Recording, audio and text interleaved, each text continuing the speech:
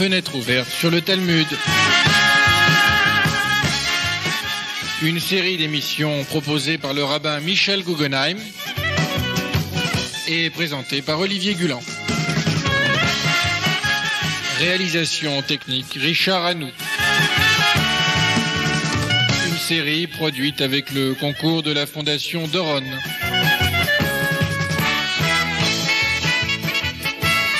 Monsieur le rabbin Guggenheim, bonjour. Bonjour. Alors, il nous reste deux émissions avant d'aborder l'étude talmudique proprement dite. Aujourd'hui, nous allons nous intéresser à la structure générale du Talmud.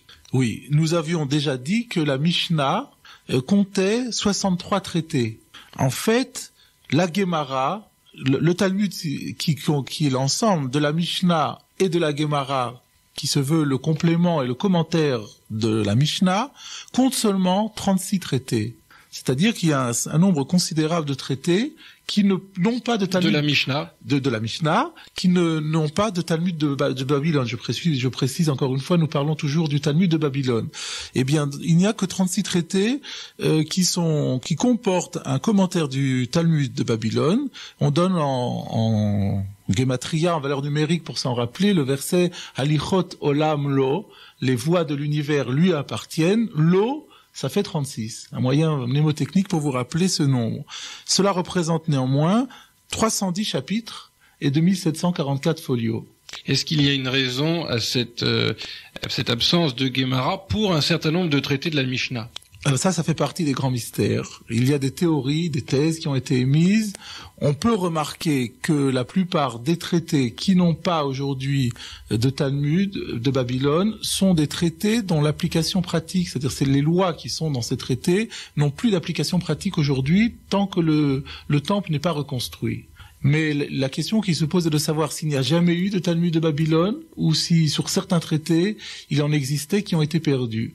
Mais en tout état de cause, par exemple, tout le traité de Zraïm, à part Brachot dont nous reparlerons, le traité de Zraïm qui est consacré à des problèmes liés à la terre n'a plus le Talmud de Babylone. Et il est vrai qu'à l'époque donc de Babylone, à l'époque où les Juifs ont quitté Israël, ils n'ont plus eu l'occasion d'accomplir ces lois. Est-ce qu'aujourd'hui, malgré tout, de grands maîtres du judaïsme pourraient se réunir et décider de commenter ces traités de la Mishnah qui n'ont pas été commentés dans la Gemara et en quelque sorte d'inventer, de rédiger de nouvelles Gemarotes? Ça n'est pas réellement nouveau, puisqu'il y a d'abord le Talmud de Jérusalem, qui lui a, sur nombre de ses traités, un commentaire. Par ailleurs, nous avons des commentaires de la Mishnah qui ont été faits à l'époque du Moyen-Âge par les Rishonim. Par conséquent, nous avons des commentaires de toutes les Mishnayot. Barthénoura, par exemple, un des commentaires classiques de la Mishnah. Donc, rédiger un nouvel Gemara, ça n'aurait pas de sens. Ce serait tout à fait anachronique. Bien, alors donc la structure générale du Talmud, les six darim. Voilà, comme vous le savez, il y a Shas, c'est aussi l'abréviation de Shishas darim, les 6 ordres que nous voudrions nous maintenant énumérer. Le premier ordre, c'est Zoraïm, celui que je viens de citer, c'est le traité littéralement des semences. En d'autres termes, dans ce traité qui est donc dans cet ordre qui est un ensemble de nombreux traités, on traite des rapports de l'homme à la terre en général, avec en plus un traité introductif qui n'a pas de rapport direct avec la terre et qui est le traité de Brachot, des bénédictions, et dont nous aurons, je crois, encore l'occasion de parler. Et dans les autres traités parlent, par exemple, des prélèvements, terumot, maaser, prélèvements ou dîmes, que d'ailleurs, pendant très longtemps, on n'a plus l'occasion d'effectuer, mais qu'aujourd'hui, en Israël, avec le retour d'Israël sur sa terre, ces mitzvot ont retrouvé une certaine actualité. Également, par exemple, kilaïm, c'est-à-dire le traité concernant les lois interdisant la greffe entre différentes espèces.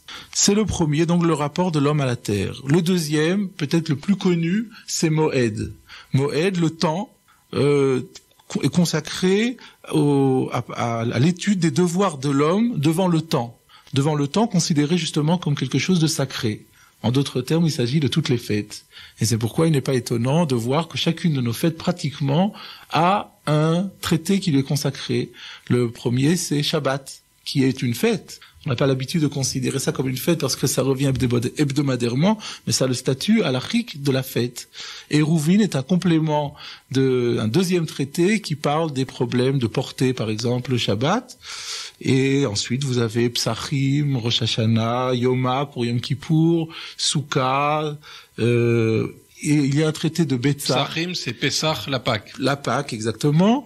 Il y a un traité qui s'appelle Betza, un œuf, qui veut rien dire a priori, et qui traite en fait de toutes les lois concernant l'ensemble des jours fériés, d'une manière générale. Quel que soit leur caractère particulier, il y a des règles générales qui sont communes à toutes ces fêtes et qui commencent par le problème d'un œuf qui a été pondu le jour de Yom Tov. Est-ce qu'il est mouktsé ou pas? Est-ce qu'on a le droit de le manger ce jour-là ou même de le déplacer? Et donc, comme bien souvent, un traité porte non pas le titre de général qu'il recouvre, mais il a acquis son titre par le premier mot de la Mishnah qu'il commençait. Oui, mais on pourrait d'ailleurs beaucoup gloser sur les significations symboliques de l'œuf. Qui sont importantes et variées dans le judaïsme. Absolument. Il n'en reste pas moins que dans certains rishonim appellent cette Masechet Betza la Masechet Yom Tov, parce que le contenu c'est effectivement Masechet Yom Tov. Le troisième seder, le troisième ordre, s'appelle Seder Nashim. Son nom est très évocateur, c'est les femmes, avec tout ce que cela comporte, c'est-à-dire la législation matrimoniale et les divorces. Et d'ailleurs, on a toujours fait remarquer que dans l'ordre de ces traités, Gittin, le traité de Gittin, le traité consacré au divorce, précède le traité de Kiddushin, qui est consacré au mariage. Pourquoi? Il me semble que c'est Maïmonide qui dit dans son commentaire que Dieu donne toujours la guérison avant la plaie. Oui. Est-ce que ça veut dire que Dieu décide des divorces avant de décider des mariages? C'est pas Dieu qui décide ni des divorces ni des mariages. Encore quand les mariages, on peut dire, il y a une tradition qui dit effectivement que c'est Dieu qui choisit ou qui destine une âme à une autre. Mais au niveau du divorce, il s'agit d'un choix de l'homme et de la femme, incontestablement.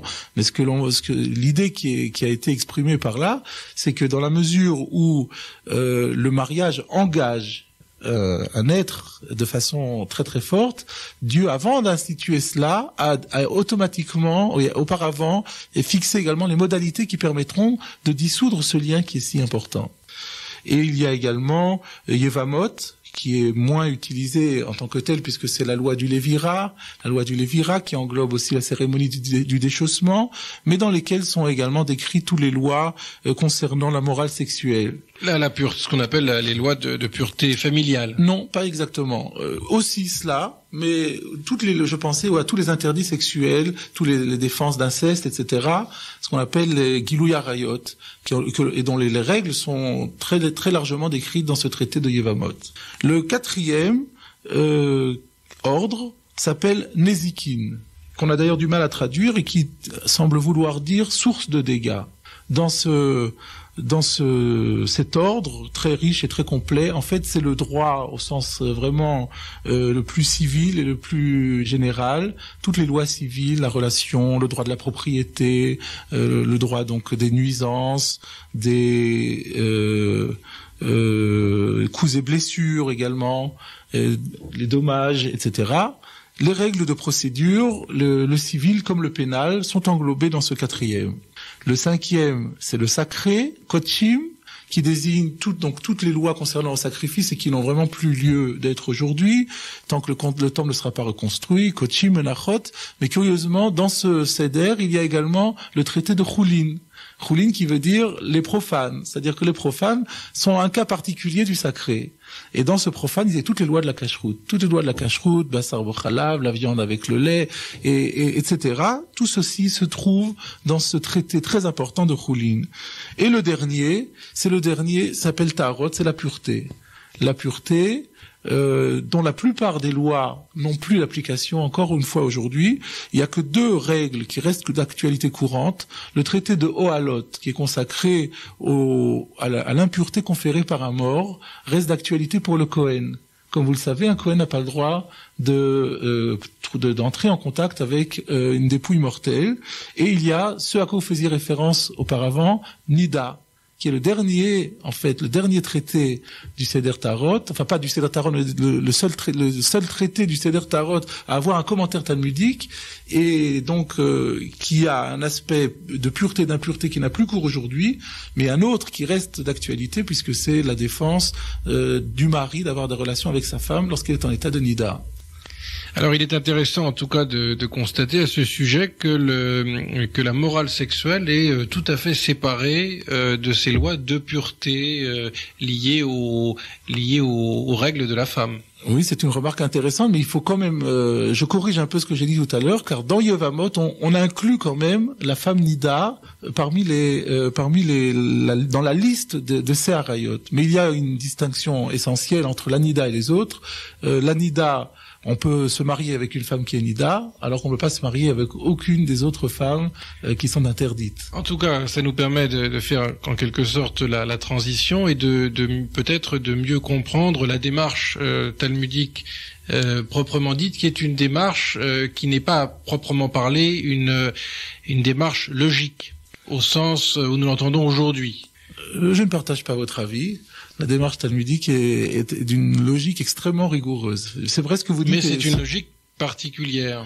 Ce n'est pas la logique d'un traité de géométrie, ce n'est pas la logique d'un traité de philosophie ou de sciences politiques. Oui, évidemment, le contenu est différent et les axiomes de base. La structure elle-même est différente. L'axiome de base est différente. Sur le plan formel, l'approche est peut-être différente, mais une fois qu'on rentre dans un raisonnement, le raisonnement est d'une logique extrêmement rigoureuse et je pense que nous aurons l'occasion de le démontrer plus loin. La démarche talmudique, monsieur le rabbin, comment... Alors, je reviens à ce que j'ai dit tout à l'heure, comme quoi la Gemara, c'est le complément de la Mishnah. Chaque fois que nous étudions une page de Gemara, ça se présente d'abord par une Mishnah, et ensuite vient le commentaire de la Gemara. La trame fondamentale de la Gemara, c'est donc le commentaire de la Mishnah. On vient commenter la Mishnah, et ce commentaire se fait sous forme de procès-verbaux, d'enseignements d'école, ou plus généralement de quantité de discussions et de débats qui, au cours des siècles en Babylonie, ont été animés à propos justement de la compréhension de la Mishnah.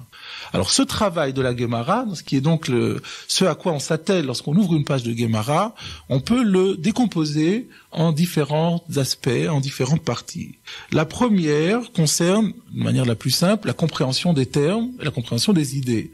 Une Mishnah, en fait, c'est un peu un code. C'est un code de loi. Le contenu de la Mishnah, c'est essentiellement, peut-être à 90%, exception faite peut-être d'un traité comme le Pirkei Avot, dont nous savons que lui, il a une portée morale davantage, mais la plupart des autres sont vraiment des traités de droit, de loi, au sens plus général, puisque là, il y a des règles rituelles qui ne sont pas habituellement du droit, qui font partie de la Mishnah. Alors, il faut d'abord savoir ce qui a été dit. Il faut comprendre les termes. Et donc, je donnerai un exemple très simple, parce que on va sans doute parler plus loin du traité de Berachot. On dira que au début de Berachot, que le moment où on peut faire le schéma, lire le schéma le soir, c'est au moment où les Kohanim vont manger leur trouma. Le schéma, c'est-à-dire la fameuse prière, écoute Israël, etc. C'est ça la fameuse devise d'Israël. On pourra la dire le soir, au moment où les prêtres viennent manger la terouma. Nous définirons plus tard ces termes, mais en tout cas, on comprend bien qu'on ne sait pas encore à quel moment quel moment est désigné par là. C'est de la Gemara qui va travailler pour arriver à retrouver, en fait, le moment qui est désigné. Le deuxième point concerne la justification de la loi. Justification sur le plan de la source scripturaire, car comme nous l'avons souvent dit, il y a un lien très profond entre la loi orale et la loi écrite, et la loi orale doit trouver toujours un support dans la Torah chez Birtav, dans la loi écrite. Et c'est un travail qui est très important de retrouver ce lien, de montrer que la loi orale trouve son support dans la loi écrite. La troisième partie, on peut dire, du travail des Amoraïm, d'ailleurs j'ai oublié de signaler que les Amoraïm, donc qui sont les rabbins du Talmud, Amora veut dire commentateur. Donc les commentateurs, les Amoraïm, viennent ensuite expliciter les débats. car dans la Mishnah, celui qui a un peu l'habitude de la Mishnah, c'est que il y a des quantités de discussions, Rabbi Meir avec Rabbi Shimon, Rabbi Yossé, etc. La Mishnah est très très lapidaire, elle dit, lui il dit patour et l'autre il dit chaya, c'est-à-dire lui il dispense et l'autre oblige, l'un dit permis et l'autre dit interdit. Mais pour quelles raisons? Quelles sont les motivations, les justifications de chacun? Rien n'est inscrit dans la Mishnah. Et vous comprenez déjà qu'il y aura un travail considérable de retrouver, de reconstituer les dialogues, et cela d'une manière toujours très vivante et très très spécifique, comme nous le verrons ultérieurement.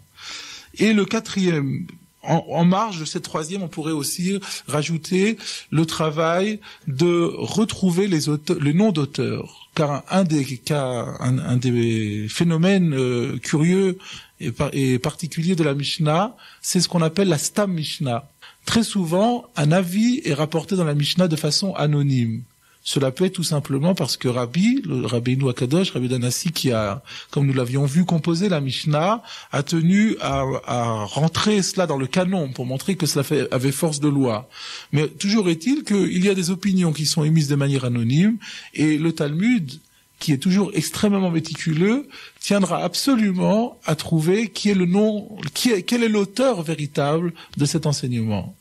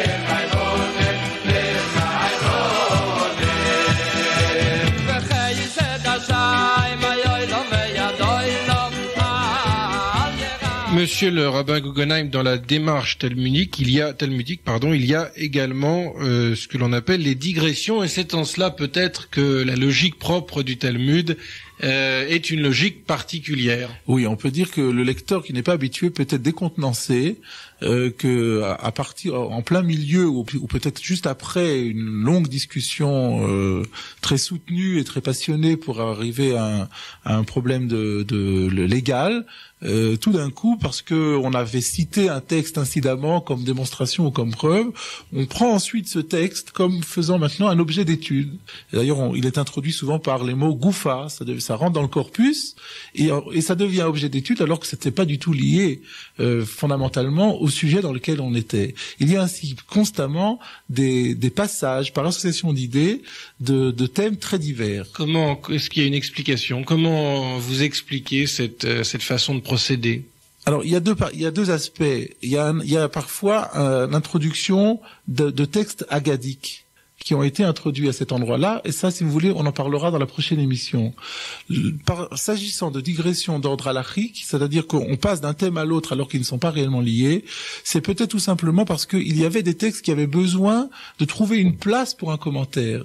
Et il fallait bien un endroit ou un autre, et n'ayant pas une place particulièrement adéquate ou un endroit plus logique que le maître, on a choisi le hasard de cette rencontre fortuite avec ce texte-là pour l'étudier, parce qu'il fallait l'étudier, parce qu'il y a des choses importantes à en tirer. On pourrait également, peut-être pas à chaque fois, mais en tout cas dans certains cas, donner également des explications symboliques ou kabbalistiques. Oui. De certains rapprochements. Alors là, vous reparlez de la Haggadah, c'est ce dont je parlais tout à l'heure.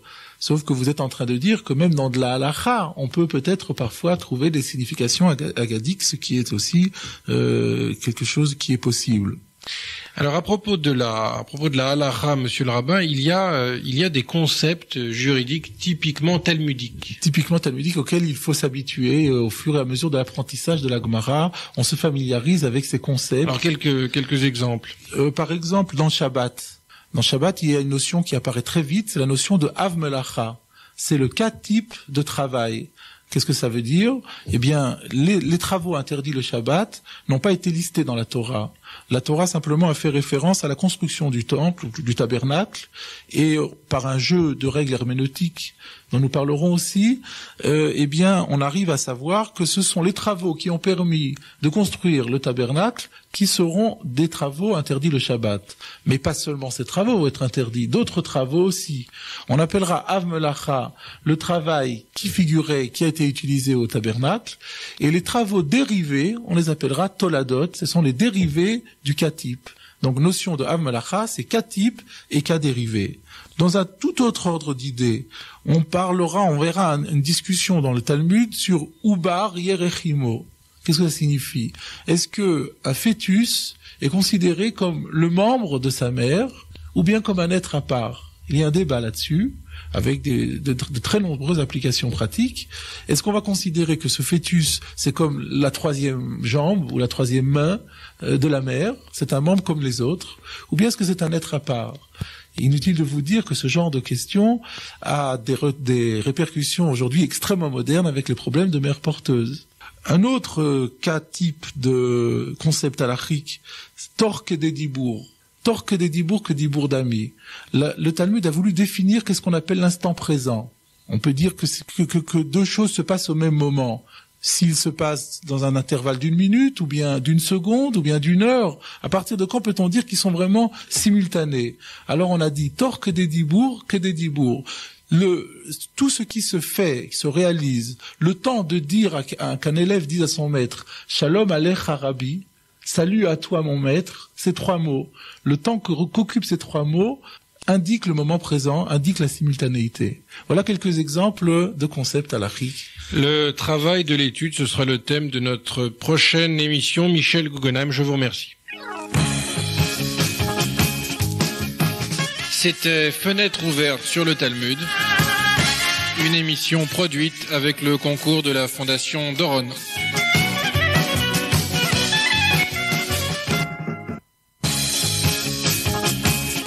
Fenêtre ouverte sur le Talmud.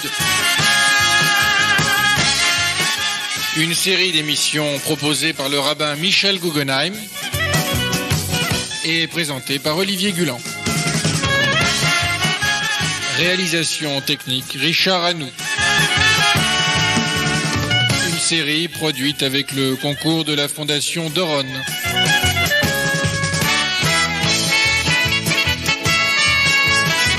Bonjour Michel Guggenheim. Bonjour. Alors aujourd'hui notre toute dernière émission d'introduction avant de passer à l'étude talmudique proprement dite. Aujourd'hui le travail de l'étude en commençant, si vous le voulez bien, par les fameux 4 niveaux d'interprétation. Vous faites allusion à ce qu'on appelle le Pardès. Le Pardès qui veut dire le verger, le jardin, et qui sont les initiales, le paradis, en fait, et qui sont les initiales de Pshat, Remez, Drash, Sod, qu'on pourrait traduire de manière simple. Le Pshat, c'est le sens obvi, ce qu'on est convenu de dire, le sens obvi, c'est-à-dire le sens littéral du texte, le sens simple, Pashut au sens simple.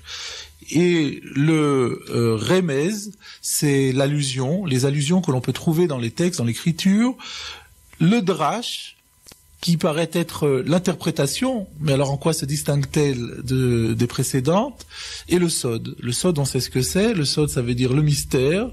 Le mystère qui est en fait celui qui est réservé aux initiés et qui est le mystère de la Kabbale. Pour tout, monsieur le rabbin, pour tout texte, pour tout passage de la Torah, ces 4 niveaux d'interprétation existent. Oui, absolument. Toujours. Mais dans le Talmud, on ne s'intéressera pas de manière égale à tous ces 4 niveaux. Dans la perspective de la halacha, nous avons déjà expliqué que un des travaux les plus importants du Talmud sera de mettre en conformité la loi orale avec la loi écrite, retrouver dans la loi écrite le support de la loi orale. Et cela, c'est le drash, ce qu'on appelle le midrash. En fait, le mot midrash a beaucoup de sens et les gens souvent font la confusion entre ce que nous appelons le midrash halachique et le midrash agadique. Le midrash agadique, c'est ce qu'on appelle le midrash. Ce sont toutes les histoires. C'est en fait ce que nous parlerons tout à l'heure sous le vocable de Agada. Mais le drash dont nous parlons maintenant, c'est le drash halachique.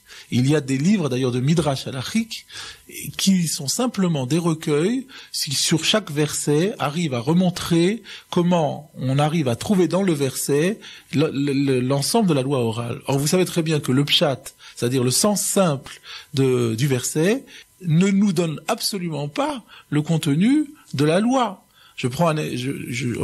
Inutile de prendre des exemples, c'est quelque chose qui est tout à fait évident. Alors cette démarche ne se fait pas au hasard, il y a un certain nombre de règles herméneutiques. Ce terme d'herméneutique est un peu pompeux, et ça veut dire simplement ce sont des règles d'exégèse. Est-ce que ces règles d'exégèse, question d'introduction à cette partie de notre discussion, est-ce que ces règles d'exégèse sont valables pour tout le monde? Est-ce que tous les rabbins du Talmud acceptent ces règles? Oui, tous les rabbins du Talmud acceptent ces règles. Mais il faut préciser qu'il y a un nombre distinct de règles. C'est-à-dire que lorsqu'on étudie les textes anciens qui parlent de ces règles, qui sont consacrés à ces règles, nous avons un premier texte qui se trouve dans le Torah de Kohanim. Le Torah de Kohanim étant un livre de halacha, un recueil de midrash de halacha, un recueil de midrash halachique sur le livre de Vayikra, le Lévitique. Et en introduction, il y est listé 7 règles de Hillel. Ce sont les 7 règles de Hillel, les 7 règles herméneutiques de Hillel. Et plus tard, on trouve un autre texte qui a d'ailleurs été incorporé dans la prière. Ce sont les Shlosh Esremidot Shatorah Nidreshet Baen. Il est question de 13 règles. Et dans un autre texte encore, il est question des 32 règles de Rabbi Eliezer bar Rabbi Yossé Haglili. Bon, il n'y a pas de contradiction entre ces différentes règles? C'est-à-dire que, évidemment, celui qui en compte 32 en trouve plus que celui qui en trouve 7. Mais la question que vous posez est de savoir, lorsqu'il est à 17, est-ce qu'il excluait les autres ou pas? La réponse qu'on peut donner de manière classique, qui est admise, c'est qu'il n'y a pas de débat entre eux. Mais simplement, on a développé l'enseignement de Hillel. C'est-à-dire, on peut retrouver dans les règles de Hillel un condensé des 13 autres règles dont nous avons parlé. Mais d'une manière générale, quand on étudie le Talmud, l'ensemble des 13 règles, tout au moins, sont admises sans la moindre discussion. Alors, il y a un débat d'école très important de savoir d'où viennent ces règles. Est-ce que ces règles ont été révélées et on n'a plus qu'à appliquer les règles après? C'est ce que certains pensent. D'autres pensent, le Notiv par exemple, dit que les règles n'ont pas été révélées. Ont été révélées d'une part la loi orale, d'autre part la loi écrite, et c'est le travail des rabbinim, disons des rabbins du Talmud, de trouver le rapport qu'il y a entre le lien entre la loi écrite et la loi orale et faire apparaître les règles. C'est ainsi que le Tzif dit à l'époque de Hillel, on n'avait trouvé que 7 règles. Et puis au fur et à mesure qu'on a travaillé, on est arrivé à mettre en valeur l'existence de ces 13, puis de 32. Quel est votre avis? Je ne prendrai jamais position dans des débats aussi graves. Alors pour en revenir maintenant à l'énoncé des règles, je ne vais pas vous faire l'énoncé des 13 règles, mais plutôt des 7 règles de Hillel qui sont les règles les plus fondamentales. La première, c'est peut-être la plus belle et il est frappant qu'elle soit notée en premier, c'est le Kal Vachomer. Le Kal Vachomer, c'est le raisonnement a fortiori, c'est-à-dire c'est le raisonnement qui ne trouve pas d'appui dans le texte. C'est l'apport de l'homme dans sa beauté, dans sa grandeur. On a simplement une loi qui figure dans le Pentateuque, et si mon raisonnement me dit que de là je peux tirer une autre loi, alors qu'aucune indication scripturaire n'existe, eh bien j'ai le droit de le faire, et ça a valeur de loi thoraïque. L'exemple, d'ailleurs, on apprend cela, d'après tout le monde, de la Torah elle-même. Le premier Kal Vachomer a été donné dans la Torah, à propos de Myriam. Lorsque Myriam, comme vous le savez, avait dit du mal de Moïse, de son frère Moïse, et par là même avait désobéi à Dieu. Alors Dieu dit, il faut qu'elle reste hors du camp pendant 7 jours. Pourquoi? Parce que si elle avait insulté son père, alors il faudrait bien qu'elle reste aussi punie pendant 7 jours. À plus forte raison, si elle insulte, elle fait injure, elle désobéit à Kadosh Baruch Hu. Et voilà le Kal Vachomer dans sa beauté, et qui a servi donc, c'est la première des règles, la règle donc du raisonnement pur.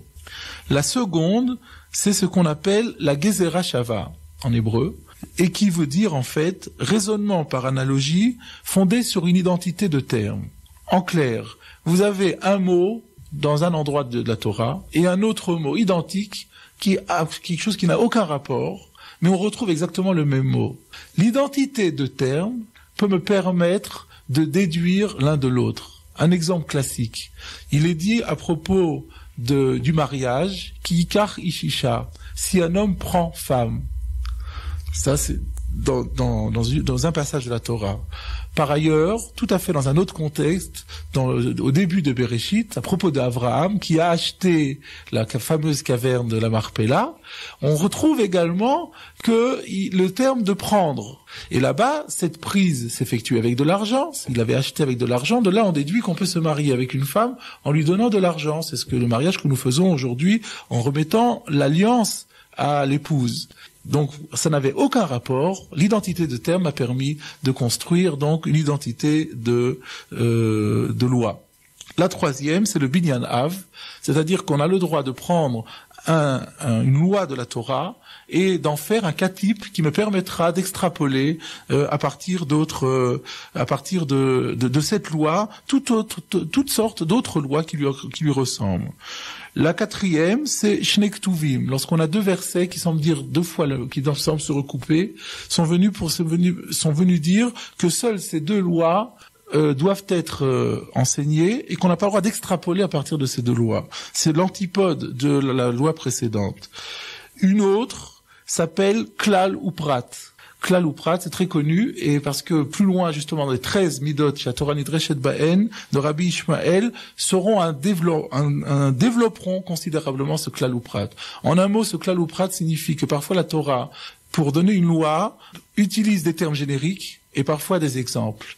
Parfois, les termes génériques viennent avant les exemples. Parfois, les exemples viennent avant les termes génériques. Nous avons des codes et des règles très précises suivant la place respective du générique et du particulier. Cela indique des déductions qui sont très différentes. L'avant-dernière règle s'appelle Keyotse Bomimakom Acher, c'est-à-dire que sur des similitudes qui ont été constatées ailleurs, on peut construire également de nouvelles lois. Et enfin, la dernière des règles de Hillel s'appelle Davar Alamed Minyano, c'est-à-dire qu'en fonction du contexte, on peut arriver à produire d'autres lois.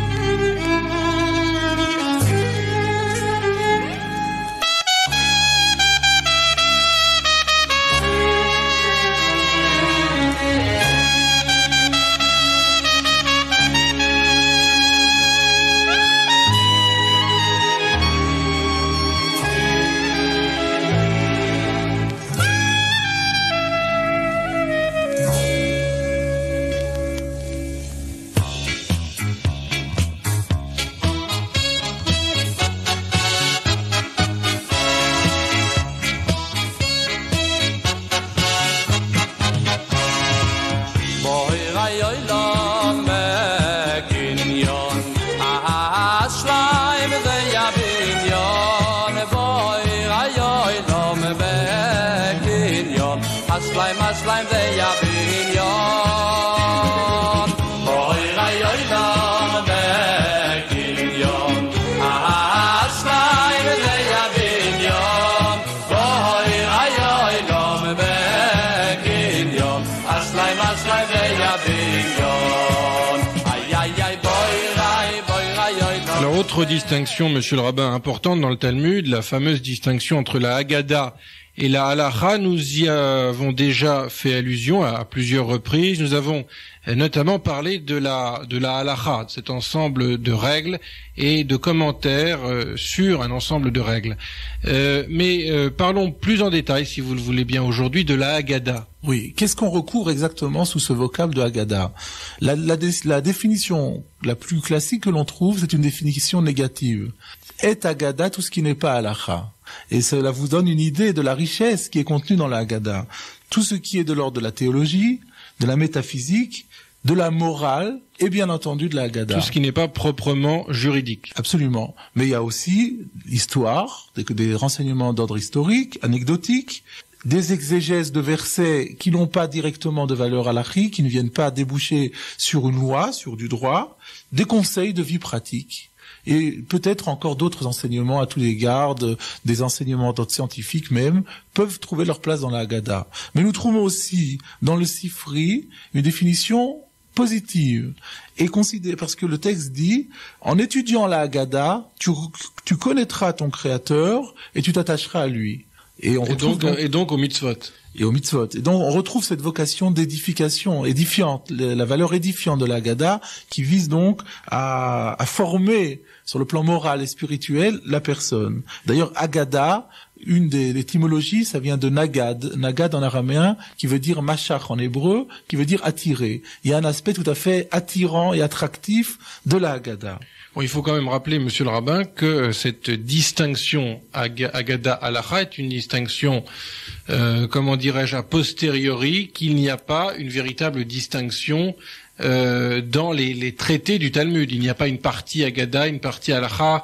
Oui, tout ceci est imbriqué, intimement mêlé, et c'est simplement parce qu'on est déconcerté de voir qu'on est en train d'étudier, après avoir étudié un texte qui portait très clairement sur les données juridiques, de voir qu'on parle plus du tout de la même chose. C'est ça qui nous oblige à dire on n'est plus dans de la halacha. Alors plus précisément, comment la Haggadah s'insère dans les traités du Talmud? Elle s'insère toujours par une assimilation d'idées, par une association d'idées, parce qu'on a parlé d'un terme, on a parlé un terme évocateur, et il y a un glissement, ou alors parce que dans le contexte même, on parlait de Shabbat par exemple, alors on me dit comment tel rabbin accueillait le Shabbat. Il y a toujours une idée qui permet de passer de l'un à l'autre. Mais vous aviez raison de dire tout à l'heure que les deux domaines sont totalement imbriqués dans l'autre, et on trouve dans les auteurs les plus anciens que en fait la Haggadah, le contenu de la Haggadah est un contenu révélé tout autant que le contenu de la halacha. C'est-à-dire, il ne faut pas croire, comme certains le pensent, que dans la Haggadah, ce sont les rabbins qui finalement ont introduit leurs propres idées, ce qui leur passait par la tête, leur philosophie propre. Mais là encore, ils ont exprimé et ils ont rédigé des enseignements qui, au départ, avaient été véhiculés par la tradition. Monsieur le rabbin, à partir de la semaine prochaine, donc, nous entamerons l'étude talmudique au cours de 30 émissions différentes. Nous essaierons d'étudier un certain nombre de textes de la Mishnah, de la Gemara, pour couvrir un éventail, l'éventail le plus large possible de connaissances, de réflexions. Nous parlerons bien sûr de Shabbat, des fêtes, de la cacheroute, et nous essaierons d'alterner dans notre étude l'étude de thèmes haggadiques et de thèmes halachiques.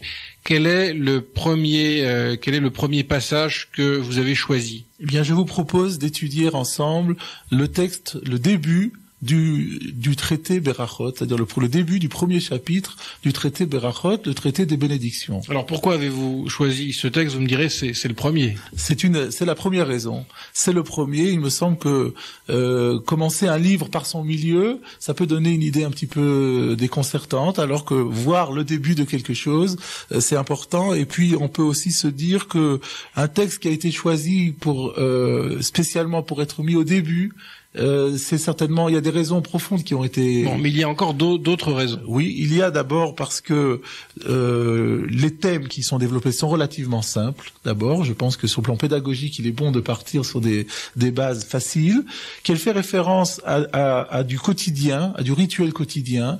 On va parler de la prière, on va parler du schéma, la récitation du schéma, et même les personnes qui sont les plus éloignées du judaïsme ont quand même entendu parler de la prière et de notre devise Écoute Israël.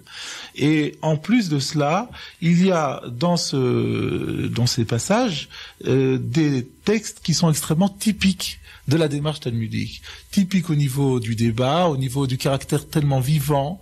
On voit qu'on se trouve dans la maison d'études, et aussi typique dans cette alternance dont vous parliez tout à l'heure entre les textes de Halacha et les textes de Haggadah, la volonté juridique et en même temps la volonté édifiante, morale et métaphysique. Alors nous étudierons toute la Mishnah, la première Mishnah, et puis certains passages de la Gemara au cours des prochaines émissions, des 8 à 10 prochaines émissions.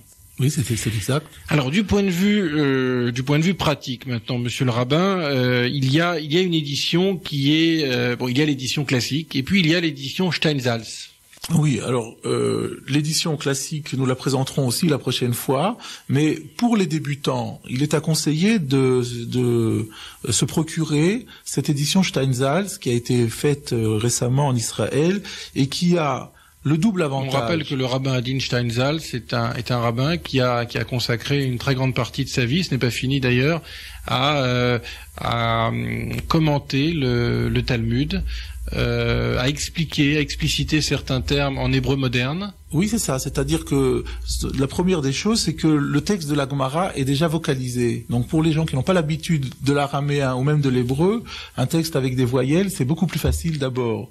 Et par ailleurs, il y a un commentaire en hébreu moderne qui est parallèle d'une traduction plus qu'un commentaire en fait, et qui permet donc à des personnes qui ont la maîtrise de l'hébreu et pas celle de l'araméen d'avoir un accès très direct au texte. Bon, alors on peut très facilement se procurer ce traité Brachot dans l'édition Steinsaltz pour un prix relativement modique. Donc néanmoins, si certains de nos auditeurs le souhaitent, eh bien ils peuvent nous appeler et nous tâcherons de leur envoyer une photocopie des textes que nous allons étudier. Mais ça ne veut pas dire non plus que nous allons nous adresser uniquement à ceux qui parmi vous, chers auditeurs, connaissent l'hébreu, lisent l'hébreu ou l'araméen. Oui, je voudrais insister là-dessus. C'est simplement un confort. Ceux qui auront cette feuille et qui pourront la lire auront plus de facilité. Mais nous allons faire en sorte que même une personne qui n'a aucun texte sous les yeux et qui ne comprend ni l'hébreu ni l'araméen ait néanmoins un accès non seulement à la compréhension primaire du texte, mais également à tous les développements et les démonstrations que nous serons amenés à faire. Alors précisément, je voudrais que vous nous disiez plus exactement, pour conclure, dans quel état d'esprit, Monsieur le rabbin, vous comptez aborder cette étude. L'état d'esprit, c'est d'essayer de montrer à des lecteurs qui ont beaucoup lu par ailleurs, mais qui n'ont jamais vraiment eu un accès direct au Talmud, les faire rentrer dans ce monde si particulier du Talmud, essayer de les faire vivre à l'unisson avec les rabbins talmudiques et pour tout dire, leur donner l'envie par la suite d'étudier. Monsieur le rabbin Guggenheim, je vous remercie. Brachot, c'est donc à partir de la semaine prochaine. C'était Fenêtre ouverte sur le Talmud, une émission produite avec le concours de la Fondation Doron. C'était donc le 10e et dernière émission d'introduction au Talmud. Nous allons